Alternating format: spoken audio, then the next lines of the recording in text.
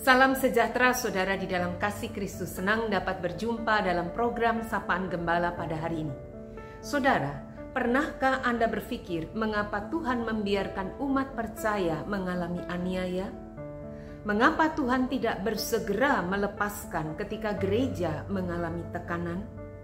Sama halnya, mungkin kita bertanya dengan gelisah, mengapa Tuhan membiarkan saya mengalami penderitaan? Mengapa Tuhan tidak segera meluputkan saya dari tekanan? Tentu yang dimaksudkan di sini adalah penderitaan yang bukan disebabkan oleh perilaku kita yang menyimpang atau melawan hukum. Ketika kita hidup setia dan taat, mengapa kita harus mengalami kesulitan? Saudara, jangan khawatir.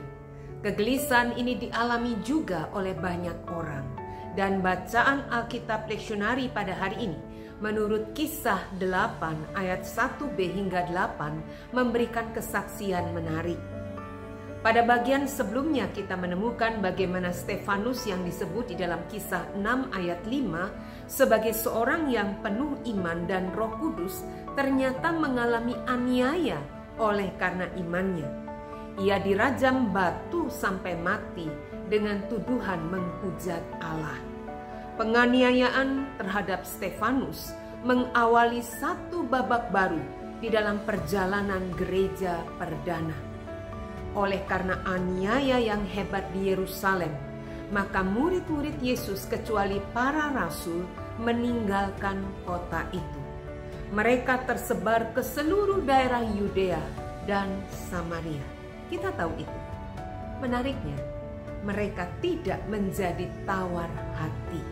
Ya, Kisah 8 ayat 4 mencatat mereka yang tersebar itu menjelajahi seluruh negeri itu sambil memberitakan Injil. Menarik bukan? Ya, bahkan meskipun mereka mengalami aniaya oleh karena nama Yesus, mereka tetap memberitakan Injil atau kabar baik di dalam nama Yesus.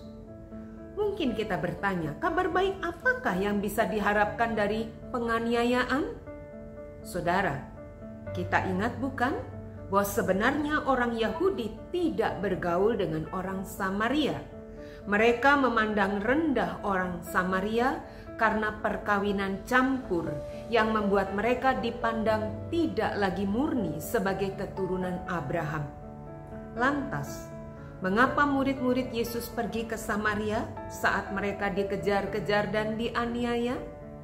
Ya, bisa jadi daerah inilah yang aman bagi mereka, karena pemimpin-pemimpin Yahudi akan berpikir berulang kali untuk berada di Samaria. Menarik bukan? Justru penganiayaan telah membuat murid-murid Yesus mengunjungi Samaria, daerah yang dipandang sebelah mata penduduknya, dan memberitakan kabar baik kepada mereka tentang kasih Allah di dalam Kristus yang juga bagi mereka. Orang-orang Samaria yang dipandang rendah justru memberikan perlindungan yang aman bagi murid-murid Yesus. Jadi apa yang mau kita katakan, saudara? Bukankah kasih Tuhan tidak mungkin dapat dihambat? Semakin dihambat, justru semakin merambat. Allah dapat mengubahkan apa yang tampak sebagai musibah bagi kita menjadi berkat. Apakah saudara percaya kebenaran yang sama dapat kita alami juga pada saat ini? Ya, asalkan kita tetap setia berpegang pada kasih-Nya. Mari kita berdoa. Ya Tuhan, tolonglah kami untuk tidak pernah menyerah, sekalipun kami mengalami kesulitan. Kami tahu seringkali justru kesulitan menjadikan kami lebih kuat. Sungguh-sungguh Tuhan memberdayakan kami untuk melihat jauh ke depan dan lebih daripada sekedar diri kami. Kami mohon Tuhan, Roh Kudus menuntun kami untuk melihat bagaimana penderitaan sekalipun dapat Tuhan ubah menjadi berkat. Semakin dihambat, kami tahu pekerjaan Tuhan tidak akan pernah gagal, justru semakin merambat. Iman kami juga demikian. Semakin iman kami mengalami tekanan, kami tahu itu semakin memurnikan kami menjadi kokoh dan kuat di dalam Tuhan, bahkan menjadi berkat bagi banyak orang.